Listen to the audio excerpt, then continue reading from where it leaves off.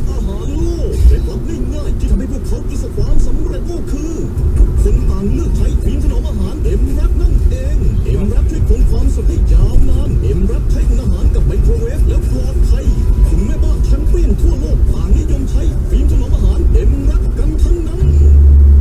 สนับสนุนข่าวโดย บำรุงร่างกายเฮโมวิทยาบำรุงร่างกายและสิวแดงอ่านคำเตือนฉลากก่อนใช้ยา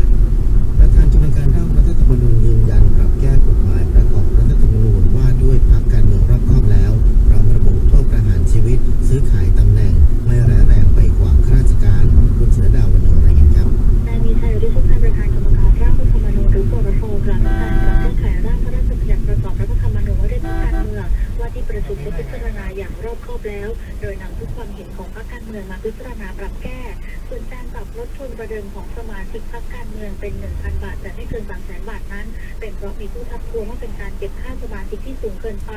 ซึ่งกรทพิจารณาแล้วเห็นว่าข้อเสนอไม่ได้กระทบกับหลักการใหญ่ที่พรรคการเมืองต้องมีทุนประเดิม1 ล้านบาทนายนิชัยยังย้ำว่าบทลงโทษสำหรับผู้ที่ซื้อขายตำแหน่งในระดับรัฐมนตรียังคงโทษจำคุก 5-20 ปีหรือจำคุกตลอดชีวิตหรือประหารชีวิตเนื่องจากสร้างความเสียหายให้กับประเทศซึ่งการลงโทษเช่นนี้ไม่ได้ร้ายแรงกว่าข้าราชการศิรดาวรรณรายงานค่ะ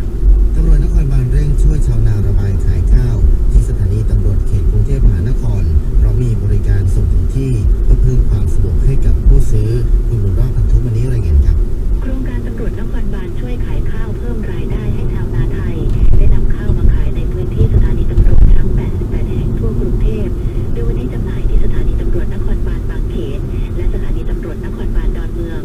พลตำรวจโทสานิตมหาถาวรผู้บัญชาการตำรวจนครบาลตรวจจุดจำหน่ายข้าวที่สถานีตำรวจนครบาลบางเขนพร้อมกล่าวว่า